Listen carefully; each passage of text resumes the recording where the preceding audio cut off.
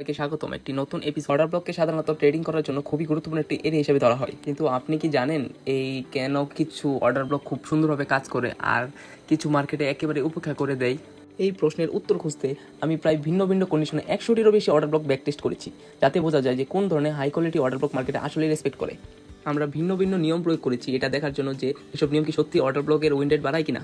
আমাদের গবেষণা দেখা গেছে অর্ডার ব্লক সবসময় কাজ করে না, বরং কিছু নির্দিষ্ট মার্কেট কন্ডিশনে এবং কিছু রিপিট হওয়া প্যাটার্ন থাকলে এগুলো সবচেয়ে ভালো কাজ করে। তাই এই ভিডিওতে আমরা প্রথমে দেখাবো অর্ডার ব্লক ট্রেড করার বেসিক রুলস এবং একটি সহজ সেটআপ। এরপর আমরা ব্যাখ্যা করব হাই প্রবাবিলিটি অর্ডার ব্লক পাওয়ার জন্য কোন কোন কন্ডিশন থাকা দরকার। প্রথম শর্ত হলো মার্কেটে ইনডিফিসিয়েন্সি তৈরি হতে হবে।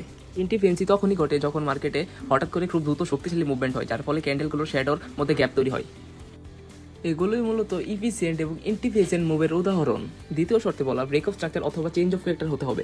ব্রেক অফ স্ট্রাকচার অথবা চেঞ্জ অফ ক্যারেক্টার হলো আমাদের প্রথম সংকেত, যা আমাদেরকে বলে দেয় মার্কেট কি একই দিকে চলতে থাকবে নাকি দিক পরিবর্তন হতে পারে। আমরা তা বুঝতে পারি ও ধরতে পারি হলো মূলত চেঞ্জ অফ ক্যারেক্টার অথবা ব্রেক অফ স্ট্রাকচারের মধ্য দিয়ে। আর আমাদের তৃতীয় শর্ত হলো অর্ডার ব্লক অবশ্যই আনমেডিকেটেড হতে হবে। অর্ডার ব্লক সাধারণত একবারই কাজ করে, তাই আমরা শুধু তখনই ট্রেডিং সুযোগ খুঁজি যখন প্রথমবারের মতো প্রাইস অর্ডার ব্লকে টাচ করে। এখন আমি আপনাদেরকে বুঝিয়ে দিচ্ছি হলো ব্যাক টেস্টিং করার সময় আমরা যে ট্রেডিং স্ট্র্যাটেজি ব্যবহার করেছি তার ধাপগুলো। এই ট্রেডিং সেটআপের নিয়ম খুবই সহজ। প্রথমে অবশ্যই একটি ভ্যালিড অর্ডার ব্লক খুঁজে বের করুন।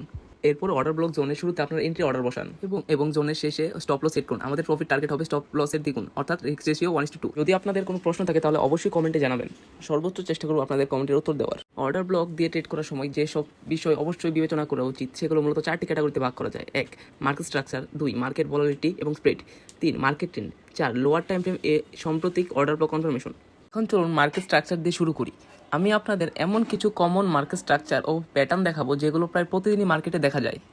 আর যারা আমার চ্যানেলে এই প্রথম নতুন হয়ে থাকেন তাহলে অবশ্যই আমার এই চ্যানেলটিতে একটা সাবস্ক্রাইব এবং একটি লাইক দিয়ে রাখবেন। এবং আমরা ট্রেডিং রিলেটিভ আরও অনেক ভিডিও নিয়ে আসছি আমাদের এই চ্যানেলে, তো এই ভিডিওটা আপনি চাইলে আপনাদের ভাই ও বন্ধুদের শেয়ার করতে পারেন। আচ্ছা, তো এখন আমরা আমাদের যে মার্কেট স্ট্রাকচার ও প্যাটার্নগুলো নিয়ে কথা বললাম সেগুলো আমরা এখন ক্লিয়ার করবো আপনাদের কাছে। এখানে আমরা একটি ভ্যালিড অর্ডার ব্লক দেখতে পাচ্ছি এবং বাই লং করার একটি সম্ভাব্য ট্রেডিং সুযোগ আছে। কিন্তু যদি আমরা বাম পাশের দিকে তাকাই তাহলে আমরা ক্যান্ডেলের মাঝখানে একটি গ্যাপ দেখতে পারি। এই গ্যাপটি ঠিক প্রথম অর্ডার ব্লকের নিচে এবং এখানে আরেকটি ভ্যালিড অর্ডার ব্লক জোন রয়েছে। এখন এখানে খুব বেশি সম্ভাবনা থাকে যে প্রাইস প্রথমে নিচে এসে এই গ্যাপটি ফিল করবে, তারপর প্রথম অর্ডার ব্লকের নিচে লিকুইডিটি গ্র্যাব করবে এবং তারপর দ্বিতীয় অর্ডার ব্লক ট্যাপ করে আবার উপরের দিকে মুভ করবে। তাই যখন এই ধরনের প্যাটার্ন তৈরি হয় এবং প্রথম অর্ডার ব্লকের নিচে একটি গ্র্যাব আর একটি ভ্যালিড অর্ডার ব্লক থাকে, তখন আমরা প্রথম অর্ডার ব্লককে ট্রেড করার জন্য -1 পয়েন্ট দেই। আরও একটি বিষয় মনে রাখবেন, যদি প্রাইস প্রথমে অর্ডার ব্লকের নিচে ব্রেক করে তার মানে এই নয় যে মার্কেট এখানে রিভার্স করবে, কারণ অনেক সময় এই ব্রেক শুধু লিকুইডিটি গ্র্যাব করার জন্য হয়, যাতে পরবর্তী মুভমেন্টের জন্য ফুয়েল তৈরি হয়। এবার দ্বিতীয় প্যাটার্নটি দেখুন, এখানে আমরা একটা ভ্যালিড অর্ডার ব্লক দেখতে পাচ্ছি। আর যদি বাম দিকে তাকাই তাহলে দেখতে পাবো একটি মুভটি ইকুয়াল এর নিচে লিকুইডিটি সোয়েপ করেছে, যা ভবিষ্যতের মুভমেন্টকে আরও শক্তিশালী করতে পারে। তাই যখন এই ধরনের প্যাটার্ন তৈরি হয় এবং একটি অর্ডার ব্লক ইকুয়াল লোস বা ইকুয়াল হাইয়ের নিচে উপরে লিকুইডিটি গ্র্যাব হয়, তখন আমরা সেটাকে ট্রেডিংয়ের জন্য +1 পয়েন্ট দিতে পারি। তৃতীয় প্যাটার্নটি দ্বিতীয়টির সাথে অনেকটি বিল রয়েছে। ধরুন মার্কেটের সামনে একটি অর্ডার ব্লক আছে, যখন প্রাইস ধীরে ধীরে এই লেভেলের দিকে আসে তখন মাঝে মাঝে একটি সাপোর্ট তৈরি করে। এখন এখানে অনেক রিটেল ট্রেডার তাদের স্টপ লস ঠিক এই সাপোর্টের নিচে বসায়, ফলে এখানে সম্ভাবনা থাকে যে প্রাইস আগে ইকুয়াল লস এর নিচে লিকুইডিটি গ্র্যাব করবে, তারপর অর্ডার ব্লকে পৌঁছে উপরের দিকে মুভ করবে। এখন আমি আপনাদের রিয়েল চার্টের কিছু উদাহরণ দেখাবো যাতে বিষয়টা আরও আপনারা পরিষ্কারভাবে বুঝতে পারেন।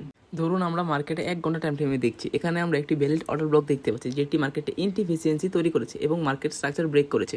কিন্তু যদি বাম পাশের দিকে তাকাই তাহলে দেখতে হবে একটি সাপোর্ট লেভেল আছে যেটি একাধিকবার প্রাইসকে রিজেক্ট করেছে। এর মানে এই লেভেলের নিচে অনেক লিকুইডিটি জমা হয়েছে। এছাড়াও এই জোনের ঠিক নিচে আমরা একটি গ্যাপ এবং আরেকটি ভ্যালিড অর্ডার ব্লক দেখতে পাচ্ছি। তাই এখানে সম্ভাবনা অনেক বেশি যে প্রাইস এখান থেকে নিচে নেমে লিকুইডিটি জোন ব্রেক করবে, তারপর গ্যাপ ফিল করবে এবং দ্বিতীয় অর্ডার ব্লকে ট্যাপ করে আবার মার্কেট উপরের দিকে পুশ করবে। এখন আরেকটি উদাহরণ দেখি। এখানে আপনি এই দুটি ক্যান্ডেলের যে কোনো একটিকে অর্ডার ব্লক হিসেবে নিতে পারেন। এখানে আমি পরিষ্কারভাবে দেখতে পাচ্ছি একটি clear gap, break of structure এবং এই ইকুয়াল লোস এর নিচে অনেক লিকুইডিটি জমা রয়েছে। এছাড়াও এখানে একটি মিটিগেটেড অর্ডার ব্লক রয়েছে। এখন যখন এই প্রাইস হায়ার লো এর নিচে ব্রেক করবে তখন অনেক ট্রেডার এটাকে চেঞ্জ অফ ক্যারেক্টার মনে করতে পারে। কিন্তু যদি আমরা আবার বাম দিকে তাকাই তাহলে দেখতে পাবো এখানে একটি ক্লিয়ার গ্র্যাপ এবং একটি ভ্যালিড অর্ডার ব্লক ঠিক এই লেভেলের নিচে রয়েছে। তাই এখানে সম্ভাবনা বেশি যে এখানে মুভটি আসলে লিকুইডিটি গ্র্যাপ হবে এবং মার্কেট উপরের দিকে পুশ করবে। এখন চলুন একটি বিয়ারিশ উদাহরণ দেখি যেটি ইউরো ইউএসডি 1 ঘন্টা টাইম ফ্রেমে। এখানে আমরা পরিষ্কারভাবে একটি ডাউন ট্রেন্ড দেখতে পাচ্ছি। এবং যেখানে অর্ডার ব্লক রয়েছে সেটি ক্লিন, ইনএফিসিয়েন্সি এবং ব্রেক অফ স্ট্রাকচার তৈরি করেছে। কিন্তু এই অর্ডার ব্লকে সবচেয়ে গুরুত্বপূর্ণ বিষয় হলো এই মুভটি শুরুতে লিকুইডিটি গ্র্যাব হয়েছে, তাই এই ধরনের সেটআপকে আমরা ট্রেডিং অপরচুনিটি হিসেবে +1 পয়েন্ট দিই। যখন আমরা ব্যাক টেস্টিংয়ের ফলাফল বিশ্লেষণ করি, আমরা লক্ষ্য করি যে বেশিরভাগ উইনিং ট্রেড ঘটে সেই দিনগুলোতে যখন মার্কেটে খুব বেশি ভলেটাইল থাকে। সাধারণত ট্রেডিং সপ্তাহের প্রথম দিন এবং শেষ দিনের সেশনগুলোতে এমনটা বেশি দেখা যায়। সেই সময় মার্কেটে অনেক সময় লিকুইডিটি কম থাকে, তাই বেশিরভাগ সফল ট্রেড সাধারণত সপ্তাহের মাঝামাঝি মিড উইকে হয়ে থাকে। এছাড়া ইউরো ইউএসডি পেয়ারে ট্রেড করার জন্য দিনের সেই সময়গুলো সবচেয়ে ভালো, যখন মার্কেট খুব বেশি ভলেটাইল থাকে, যেমন লন্ডন সেশন এবং নিউ ইয়র্ক সেশন। এর বাইরে ট্রেড করলে তেমন লাভজনক মুভমেন্ট আমরা পাই না। অর্ডার ব্লক ট্রেডিং এর আরেকটি গুরুত্বপূর্ণ বিষয় হলো স্প্রেড কিভাবে হ্যান্ডেল করতে হবে। অনেক সময় মার্কেট মাত্র এক পিপের মধ্যে অর্ডার ব্লকে ট্রেড করে, তাই যদি কোনো পেয়ারে স্প্রেড বেশি হয় তাহলে অনেক সময় মার্কেট ট্রেডগুলো মিস করতে পারেন। অর্ডার ব্লক ট্রেডিং স্ট্র্যাটেজি কোনো নির্দিষ্ট টাইম ফ্রেমের মধ্যে সীমাবদ্ধ নয়, তবে আমরা হাই টাইম ফ্রেমে অর্ডার ব্লক খুঁজে পাই। তখন আমরা সাধারণত 2টি টাইম ফ্রেমে নিচে জুম করে কনফার্মেশন এবং ট্রেডিং এন্ট্রি খুঁজি। ধরুন আমরা 4 ঘন্টা ও 1 ঘন্টা এবং 15 মিনিট চার্ট হাইওয়ে টাইম ফ্রেমে হিসাব ব্যবহার করছি, তাহলে আমরা এন্ট্রি খোঁজার জন্য ব্যবহার করব 15 মিনিট, 5 মিনিট এবং 1 minute time frame. Change of character ইঙ্গিত দেয় যে স্বল্পমেয়াদী ডাউন ট্রেন্ড শেষ হয়ে গেছে এবং এখন প্রাইস উপরে যাওয়া শুরু করতে পারে। তাই মার্কেটে যখন চেঞ্জ অফ ক্যারেক্টার তৈরি হয় তখন আমরা ট্রেড এক্সিকিউট করার সুযোগ খুঁজি। সাধারণত আমরা এখানে দুটি কমন প্যাটার্ন দেখতে পাই এবং এইভাবে আমরা অর্ডার প্লেস করি। এখন প্রথম প্যাটার্ন হলো চেঞ্জ অফ ক্যারেক্টার মুভ। মার্কেটে ইনএফিসিয়েন্সি এবং একটি ভ্যালিড অর্ডার ব্লক তৈরি করে, তখন আমরা অর্ডার ব্লকের একটু উপরে স্প্রেড সাইজ অনুযায়ী আমাদের অর্ডার প্লেস করি আর স্টপ লস রাখি সেই জোনের সবচেয়ে নিচের পয়েন্টের কয়েক পিপ নিচে। বড় রিস্ক টু রেওয়ার্ড রেশিও ধরার জন্য আমরা খুব সহজ একটি প্রফিট নেওয়ার টেকনিক ব্যবহার করি। যদি আমাদের বিশ্লেষণ সঠিক হয় এবং প্রাইস উপরে উঠতে শুরু করে, তাহলে মার্কেট নতুন হায়ার লো তৈরি করবে আর আমরা আমাদের স্টপ লস সেই মার্কেট স্ট্রাকচারের উপরে বসিয়ে দিব। এইভাবে আমরা ট্রেডকে প্রফিটে চলতে দিই যতক্ষণ না প্রাইস যা হায়ার টাইম ফ্রেমে কোনো সাপ্লাই জন্য পৌঁছায়। সেই জন্য পৌঁছালে আমরা ট্রেড ক্লোজ করে দিই। তো বন্ধুরা, যদি এই ভিডিওটি আপনাদের ভালো লাগে তাহলে আমাদের সাপোর্ট দেখানোর জন্য একটি লাইক দিন এবং যদি নতুন হয়ে থাকেন তাহলে অবশ্যই চ্যানেলটি সাবস্ক্রাইব করুন। ভিডিওটি দেখার জন্য ধন্যবাদ। পরবর্তী এপিসোড আবার আসবে কিছুদিনের মধ্যেই। ধন্যবাদ সবাইকে।